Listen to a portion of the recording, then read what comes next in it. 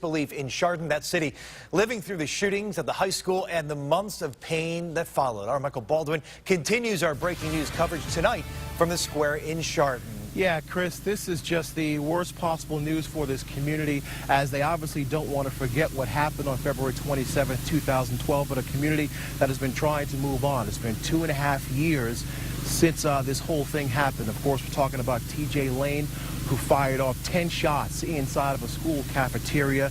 He injured 5 people and 3 people were killed. And of course, we're talking about Russell King Jr., Danny Parmenter, and Demetrius Hewlin. And as Josh mentioned, just across the AP wires, Daniel Parmenter's mother, she spoke to them and she said, "I'm disgusted that this happened."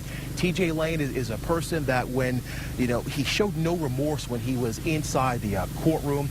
He walked into that courtroom wearing that white T-shirt with the words "killer" scrawled across, and he also gave the middle finger to the victims' families. I can tell you that the police chief, we got a chance to speak with him just a little moment ago, and he told us what they are doing in response to TJ Lane escaping from prison. Here's what he said.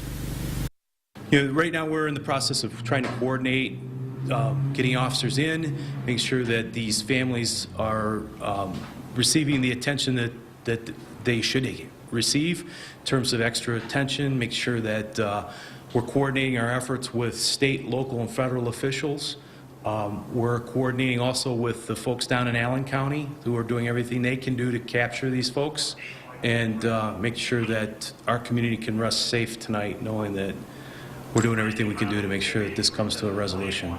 If you remember, TJ Lane's last appeal was rejected. This is a person who has gotten 3 life sentences. And again, just to reiterate, this is a community that is really trying to move on. And it's almost as if every time they try to move on, TJ Lane will do something to kind of slap them in the face. Now, with the Lima Police Department, they were telling people, don't open up the door to strangers, and also don't pick up any strangers as well. So we'll be following the situation here going on in Chardon. We're over here in the square.